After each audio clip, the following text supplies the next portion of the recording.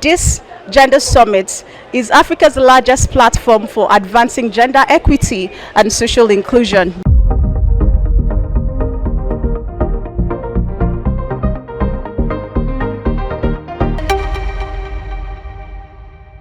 GS 2025 Summit. The voices of people must shape the policies that affect them. And in Abuja, those voices came alive at the Gender and Inclusion Summit 2025 under the theme, New Voices, New Approaches for Accelerating an Inclusive Society. The summit was anything but ordinary. It was not just a conference. It was a movement, a gathering of energy, determination, and innovative ideas. Mr. Odemu Ford, chairman of the Policy Innovation Center, welcomed delegates with optimism. He called the summit a platform for real change. Alongside him, Mr. Lani Yusuf, the chairman of the Nigerian Economic Summit Group, NESG, pressed on accountability and innovation, two things that can turn promises into reality. Let us not be afraid to challenge assumptions, to question old models, and to propose bold, new, innovative ideas. Let us see this summit not merely as an event, but as a catalyst for action, a springboard towards a Nigeria that is inclusive, just, and prosperous for all. The UN Women's Country representative, Mrs. Beatrice Ayong, reminded everyone that Nigeria cannot prosper without the voices of women and girls. She also spoke about the strategies and the gaps that we must fill to ensure this progress is recorded in our country. That work has to be done by somebody. And the country, Nigeria, has ratified about 75% of all instruments for the promotion and protection of women's rights. And so there's somebody who needs to track that, to see whether there's progress and to see what could actually be done before presenting it. But I think UN Women, we are already planning to track the progress. We know, for instance, if you look at the Maputo Protocol, if you even look at the actual national gender policy, it's talking about 50-50 representation by men and women in decision-making positions. But when we look at it, we don't see it.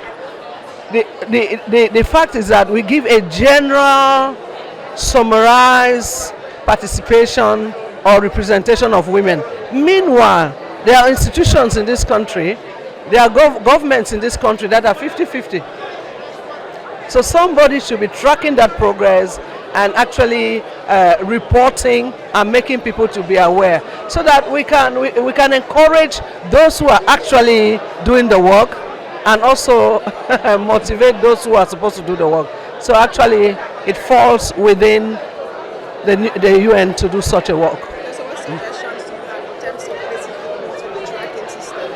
Yeah, actually the tracking system, the first thing is that we need to know what are those conventions, protocol, judicial texts. The population needs to know it. The duty bearers need to know it. The right owners need to know it. This has not yet been done. We want to start with popularization of all those things, and we will really depend on the media to help us. Because what we want to do is simplify those texts, simplify those resolutions, protocols, and make it simple for people to understand. Because one thing we realize also is that if you don't know you have these rights, you cannot really accept that right. So the one step is to first of all make people know about it. The second step is to develop the accountability framework, which we are developing. And then the next one will be the tracking and the reporting. Thank you. From the government came new commitments. Dr. Tunja Lausa, the Minister of Education, outlined reforms on digital sovereignty, vocational training, school feeding, and inclusive learning for children with disabilities. He credited First Lady Senator Oluremi Tinubu, whose renewed hope agenda put women and girls at the center of development. Today, when we started that we need to use technology, we need to migrate our exams, WAEC and NECO, to computer-based. there was a lot of pushback. But then we believe that that's how we can work. That's one of the starting points to reduce examination malpractices in our country. And let me tell you the danger of examination malpractices. You would disincentivize the hardworking student. And we have many more hardworking students than the fewer ones that are cheating. And that's why we've moved quickly to implement the computer-based testing in WAEC and NECO. I'm a happy man, and it's a good day for our children, it's a good day for Nigeria, and to also meet President Bola Ahmed Tinubu's mandate of ensuring that every single Nigerian child gets the highest quality of education that you can compare to anywhere in the world. For the Honorable Minister of Women Affairs and Social Development, Iman Suleiman Ibrahim, the message was clear and unapologetic. It's Women O'Clock. She also highlighted the work that is being done by the Ministry of the Women Affairs and Social Development as regards women's development and progress.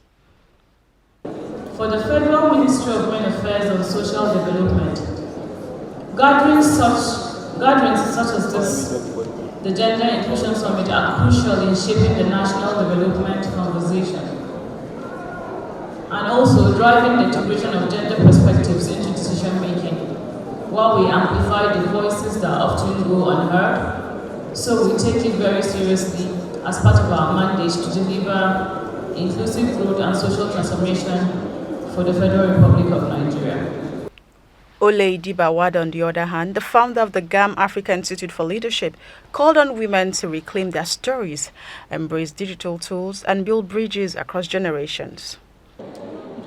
Ladies and gentlemen, today's physical and digital platforms allow us to share our stories and lessons learned so as to inspire, motivate, and lift others up, even unknowingly, to help each other get out of a victim mentality mode. As Africans, we are storytellers.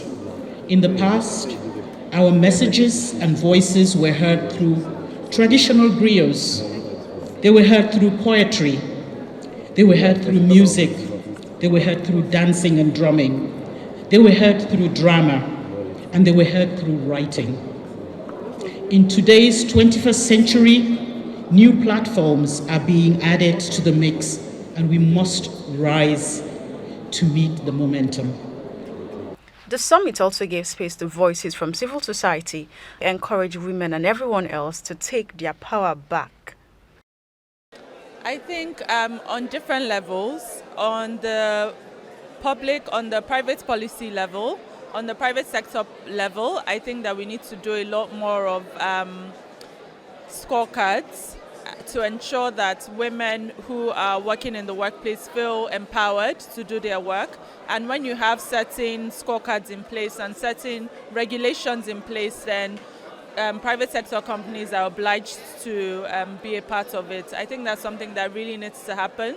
WIMBIZ has done a scorecard before for the private sector, and I think that if we actually put that in effect, it would help a lot of women in the workplace. Yeah. Beyond the speeches, the exhibition floor told its own story. We are currently at the exhibition booth where we'll be seeing different technological things or inventions by Africans displayed.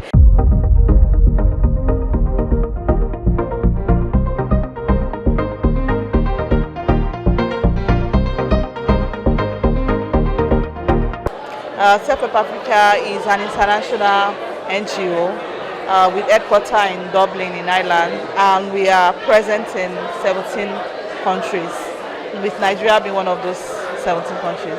Our vision is to promote sustainable livelihoods and healthy lives for all in a changing climate. So climate change is a cross-cutting theme in all of our interventions, whether it's health or livelihood. The project or the model that we're unveiling at PIC today is called the Women Business Center. The Women Business Center is a community-driven enterprise hub that allow women to improve their capacity through trainings and then to gain assets including social assets through collectives, because they get to interact with other women and they get to receive a lot of trainings in business development, product activation, and then linkages to market. And so this overall is to improve their income so that they can live better lives, not just for them, even for their households and communities. Yes. The first phase of the project was funded by GIZ, and the second phase was from anonymous donors from the US. So they are funded, so the women don't have to pay. The women receive these trainings for free, and they receive assets, group assets. So the asset that was provided for them was not for individuals but for their group, because they have savings group, they are in clusters. So provided assets that they had requested to make their business go forward. Those are the assets that is provided for each of the clusters that will improve their businesses and increase their income. We spoke to the country director of Self-Help Africa, an international organization empowering women with practical skills. One of the beneficiaries shared how training has helped her go from struggling into a confident business owner. Self-Help Africa have done a lot to us. Now I can produce the disinfectants, I can produce health shampoo, and I can produce Tom Brand, and I market them in the shop too. Okay, so you produce this? Yes. This is the disinfectant being produced by me, blended, and this is the hair shampoo that I produced by me, And how we managed to have this knowledge is with the Self-Help Africa under Women Business Center, that they introduced this to us, and we have to learn from them on how to produce these things so that we'll be self-dependent, we'll not depend on our husbands again. We'll not be asking them for 1 naira, we'll do anything by ourselves and get the product that we used to see. We would think that we never find those products within our locality, but now we are doing them there, and we are empowering women. And women now, they are very happy. No woman in the community that is jobless again. They are doing this to take care of their houses. When they don't used to do anything, you see that their husband will not even cherish them, will not even take them to be anything. But now that they can put food on the table, her husband have started calling them honey. That time you used to hear say, Mama Monica, Mama this, Mama that. Is no longer like that. And our dressing code has changed. And even if you want to step out now as a wife, your husband will be asking, where are you going to? Honey, where are you going to? I say, when has that honey started? Was that honey happening before or now? So this group has so much helped us. The program's manager of Self-Help Africa also explained how their reach is far and wide, showing that empowerment is not just a slogan, but a measurable reality. For Youth in Work, we're implemented in Kano, Sokoto, and Zamfara. So, and the Youth in Work project is all about looking at women, 70%. Also on the value chains, we're looking at soybean, groundnut, millet, sorghum, and horticulture. So how we can create more employment opportunities for women around the nodes of these various value chains, how women can be empowered, how women can have more access to finance, unlocking those business opportunities for women to be able to thrive. This is what the Youth in Work project is working.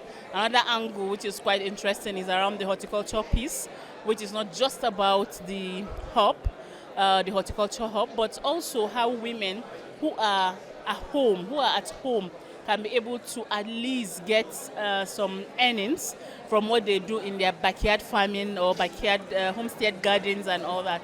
So this is what, in a nutshell, what the Youth in Work is looking at. And the call for inclusion didn't stop there. We also spoke with Grace Jerry, a tireless advocate for persons with disabilities who believes no society can truly be inclusive until every citizen has a voice. My name is Grace Jerry. I'm the Executive Director of the Inclusive Friends Association, an organization that is woman-led, data-driven, and huge on research and advocacy on the need to mainstream persons with disabilities in any and every development effort in Nigeria. And being here at the summit today gladdens our hearts so much, because when it comes to issues of gender and how especially women and girls with disabilities can be mainstreamed or included in development efforts, we know that there is a huge gap. And when such platforms and such opportunities give the opportunity for persons with disabilities or women with disabilities to push forward our issues on the need to prioritize inclusion, it goes a long way to begin to see that huge participation of women and girls with disabilities. And when you talk about inclusion, of course, you cannot, exclude this huge demography of people. Over 35.5 million Nigerians are living with disability, one form of disability or the other. And when you are prioritizing issues of development, it's important that you capture persons with disabilities in line with the Disability Act, Disability Bill, promote access to education, promote access to political and socio-economic life for this amazing group. So we're glad to be here and to make our impact. So I want to speak more about the level of inclusion that we have now in Nigeria when it comes to bringing disability in the workspace. How is it currently? Okay, so when you look at in terms of inclusion and participation of persons with disabilities in Nigeria, I would say that there's a lot of work that still needs to be done. When you look at the government, the seat of power, there is very little or no, a very low percentage, I would say, of inclusion of persons with disabilities. And there's something we always say, there's nothing about us without us. It is when we are in that seat of power, in the room where decisions are taken, that decisions can be taken that will influence the community of persons with disability. When you talk about access to inclusive education, how much access do children with disabilities have, and what is the quality of education that they are exposed to? So you see that there is just so much gap that needs to quickly be closed, and that is why we call on every sector, every one making one form of effort or the other to work with organizations of persons with disabilities, to work with the Joint Association of Persons with Disabilities on how these issues can be mainstreamed. Participants themselves had plenty to say, reflecting on the energy, the lessons, and the challenges ahead. Gender Inclusion Summit 2025 is an avenue for voices of various demographic population to come to make their voices heard. At the center of everything that has happened today is inclusivity. And when you talk about inclusivity, you talk about the way that the society has marginalized some certain people within the society. Currently, our organization is pushing for youth quota in parliament. And what are we looking for? We are asking for 1/3 of the seats at the National Assembly and State Assembly to be reserved for younger people within the ages of 25 and 40. Because this demographic age in the population of the society in Nigeria, this is the largest. And if you look at decision making, young persons within this demographic are marginalized in leadership, are marginalized to represent themselves, both at the National Assembly and State Assembly. And the quota that we are pushing for is inclusive of young women. Because currently at the National Assembly, the 10th Assembly, we have no younger women being represented at the National Assembly as we speak. We have no person that is with disability. They have no representation of themselves at the 10th Assembly. So the Nigerian youth quota is seeking for a constitutional provision for young people within this demographic to be given an opportunity to represent themselves at the decision making. And we believe that it's a right that is belonging to us, and we are ready to push it further to any length to ensure that the leadership of this the 10th Assembly, as well as the renewed agenda of President Bola Ahmed Tinubu, succumb to the demand of the younger people. My name is Angelica Obeta. My experience has been great. I've learned a lot. I've been exposed to a lot of things. I've met with great people. Networking is great and it's going well. From plenary debate on the role of data, the plenary discussion evolved around the role of data an urgent call for integrating women and persons with disabilities across industries. Beyond giving them this numeracy, literacy, high quality education and supporting them, we're also giving them vocational training as well to equip them, advance this agenda forward. The plenary debates at the summit focused on the role of data and the urgent call for integrating women and persons with disabilities across industries. The summit further showed one truth, that inclusion is not just a goal, it is the way forward for Africa. The numbers, they say, don't lie. And of course, that happened. From just 700 participants in 2022 to more than 2,000 in 2024. Now, in 2025, thousands and more are joining both on site and online. So you see, the Gender and Inclusion Summit is not any other event. It is now a movement.